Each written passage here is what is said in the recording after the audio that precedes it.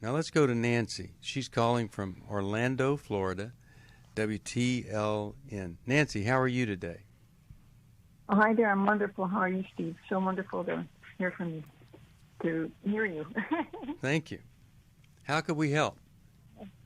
I'm in my last 1/3 of life, and I made a will out.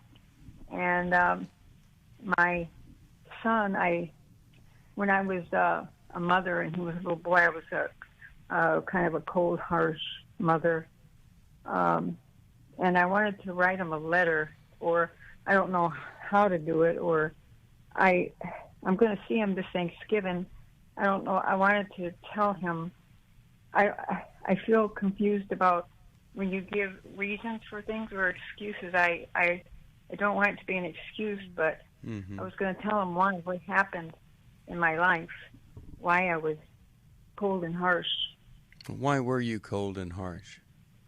Well, my mother, her mother died when she was 6, and she was raised in an orphanage, and she was beat up in the orphanage a lot, and she was raped, and she ran away, and she was molested by her father, molested by many men, and she didn't trust very well, and she was hard on me, very, very hard on me. She dragged me around the house with her by my hair. She didn't trust me. She thought I was meeting men in the bathroom at the movies because I asked to go twice. She was really crazy, and I had a lot of anger, and I married young, very young, just turned 17, and I had a baby, and so I don't know, it just came out of me. I had a lot of anger, and I was selfish, and I was looking for love desperately. Yeah. And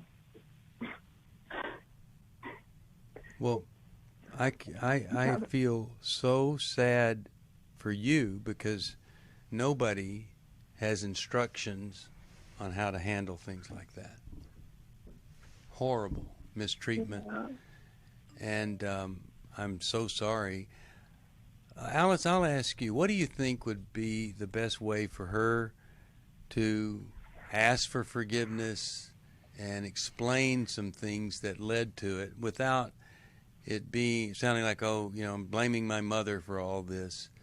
Because I don't think that's what's happening here. I think it is important for everyone to know what reality has been. What do you think? Nancy, it's so sadly rare how many mothers are willing to come on and say right at the start, I was a cold, harsh mother. Yeah. And we're all imperfect mothers, but it's so hard to admit it. And so your desire to make greater amends to your son is so honorable, and it will pass blessings onto him and onto the next generation by your willingness to do this. Now, it sounds like you've done some character work already to get to the point to be able to talk about yourself this way. What's the structured professional help that you've been participating in? Well, I got real close to God. For many, many years, I read the Bible like 7 hours a day, and I wanted to make a change because I didn't like myself. You know?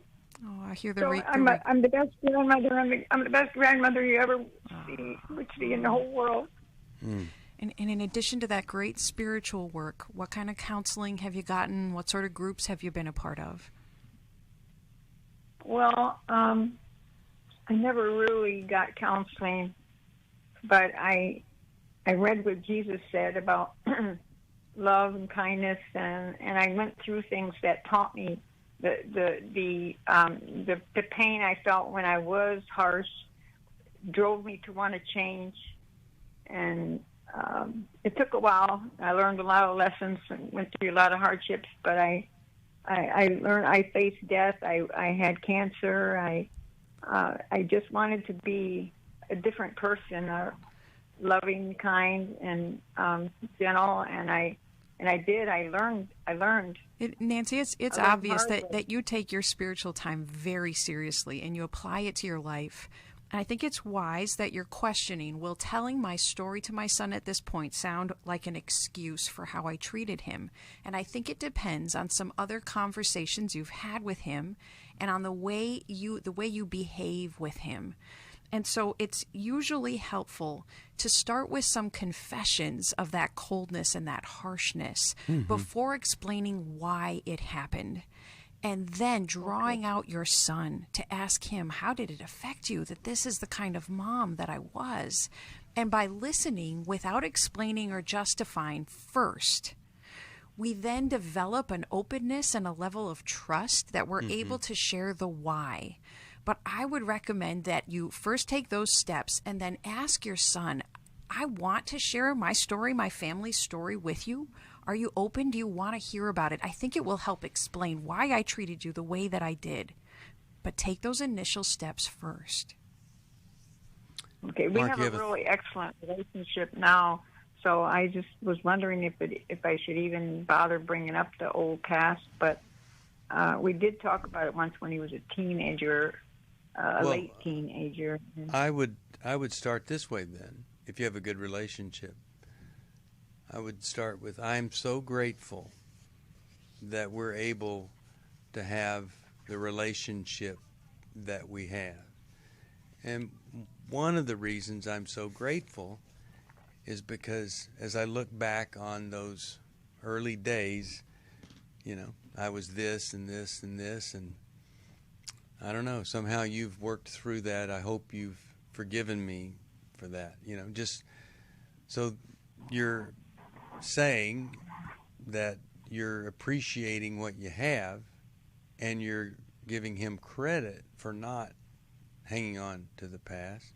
Mark, do you have a thought here? Yeah, and so Nancy, I think that the difference between a reason and excuses justify and defend behaviors, right? And there's not really a commitment to changing. And I think giving a reason is really an explanation as to why something happened, why you were where you were.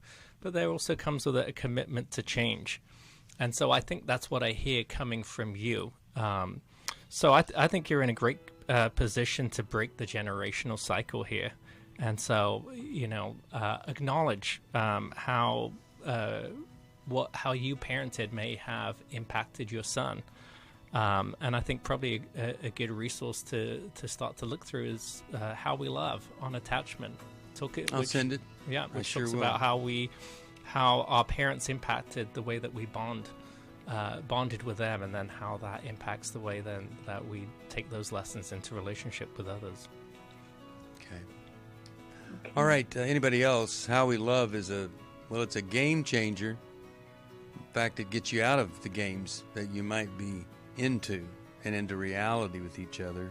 A hopeful, healthy reality. You can get it at newlife.com, 1-800-NEW-LIFE. Take a break. Come right back. 1-800-229-3000.